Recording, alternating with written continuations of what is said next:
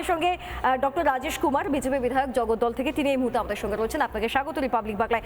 রাজেশ বাবু, আপনি নিশ্চয়ই শুনলেন মেয়রের কথা, কিন্তু আমার প্রশ্ন হচ্ছে যে একটা বিষয় বলি, এই যে লিপস অ্যান্ড বাউন্সের যে জমিগুলো বা যে বিল্ডিংগুলো উঠেছে, এই তথ্যটা যে পুরসভার কাছে আগে ছিল না তা নয়, পুরসভার কাছে আগেও ছিল, এবং এই ফাইলগুলো আগে থেকে ছিল। যখন এই ফাইলগুলো লাগাতার চাপা দিয়ে যাওয়া হয়েছে, কিছুতেই আর নোটিশ গিয়ে পৌঁছায় না, যেটা আজকে দাঁড়িয়ে হচ্ছে।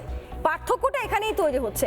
এবার আমার প্রশ্ন হচ্ছে যে ফাইল চাপা দিয়ে রেখে এবং এই ভাইপোকে বা অভিষেক বন্দ্যোপাধ্যায়কে এত শ্রীবৃদ্ধির সহযোগিতা, এগুলো কারা করে গিয়েছে দিনের পর দিন? এগুলো কি সবই মমতা বন্দ্যোপাধ্যায়ের সহযোগিতায় হয়েছে বলে আপনি বিশ্বাস করেন?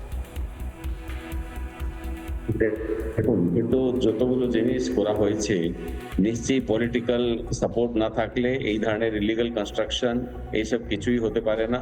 আজকে যে নোটিশ দেওয়া হয়েছে, সরকার পরিবর্তন হয়েছে, আমাদের লোকপ্রিয় মুখ্যমন্ত্রী উনি যখন বলেছেন, তারপর থেকে যখন এটা ইনকোয়ারি হয়েছে, তারপরে নোটিশটা দেওয়া হয়েছে, তো নিশ্চয়ই এটা তো আগের সরকার, তাদের সাপোর্ট সব ইলিগাল কনস্ট্রাকশনের উপরে ছিল। ওনারই নেই, আরো অনেক ইলিগাল কনস্ট্রাকশন হয়েছে, যেটা সজল বাবু বললেন। এ তো কাউন্সিলর শুধু দুর্নীতির সঙ্গে যুক্ত, তারা তো সব ইলিগাল কনস্ট্রাকশনেই লেগেছিল।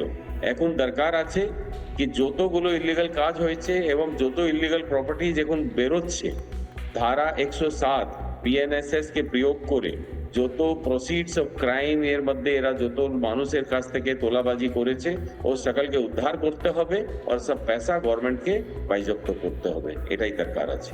বেশ বেশ। তবে নানা ধরনের কন্টেন্ট দেখার জন্য লাইক করুন, শেয়ার করুন আমাদের ফেসবুক পেজ, সাবস্ক্রাইব করুন আমাদের ইউটিউব চ্যানেল।